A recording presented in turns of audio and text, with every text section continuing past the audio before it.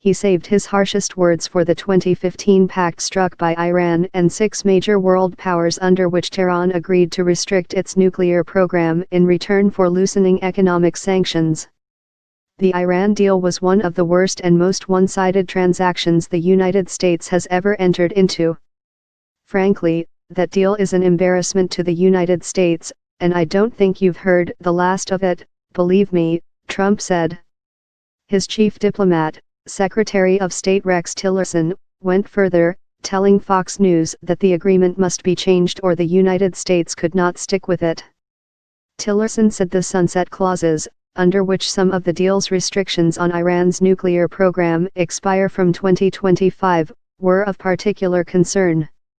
If we are going to stick with the Iran deal, there has to be changes made to it. The sunset provisions simply is not a sensible way forward, he said. It's just simply kicking the can down the road again for someone in the future to have to deal with, he added. In contrast, French President Emmanuel Macron praised the agreement during his speech and said it was inconceivable to abandon it. Renouncing it would be a grave error, not respecting it would be irresponsible, because it is a good accord that is essential to peace at a time where the risk of an infernal conflagration cannot be excluded, Macron said. The French president said he understood U.S. concerns but thought the way to address them was to open up a negotiation designed to extend limits on its nuclear program beyond 2025.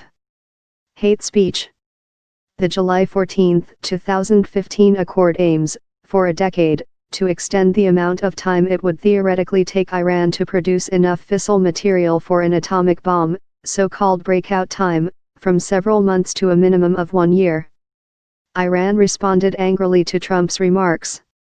Trump's ignorant hate speech belongs in medieval times, not the 21st century UN, unworthy of a reply, Iranian Foreign Minister Mohammad Javad Zarif, Iran's lead negotiator for the nuclear agreement, said on Twitter. The U.S. president must decide by October 15 whether to certify that Iran is complying with the pact, a decision that could sink the deal.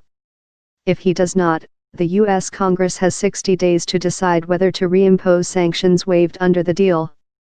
Netanyahu was also unsparing in his criticism of the nuclear pact, though Israeli officials privately admit that having some restrictions on Iran's program are better than none.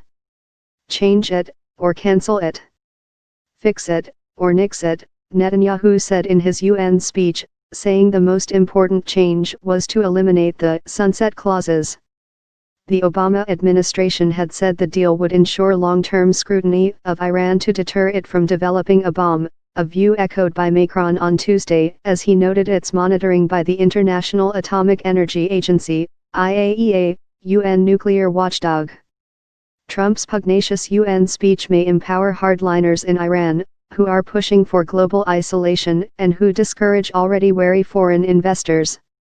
His stance, unlike Obama's offer of an olive branch, could serve the hardliners loyal to Iran's most powerful authority, Supreme Leader Ayatollah Ali Khomeini.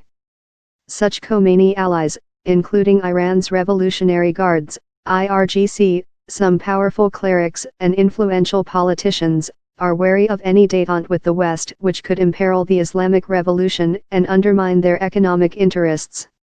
The nuclear deal was negotiated with Iran by the United States, Russia, China, Britain, Germany, and France. The 6 will meet with Iran at the ministerial level on Wednesday.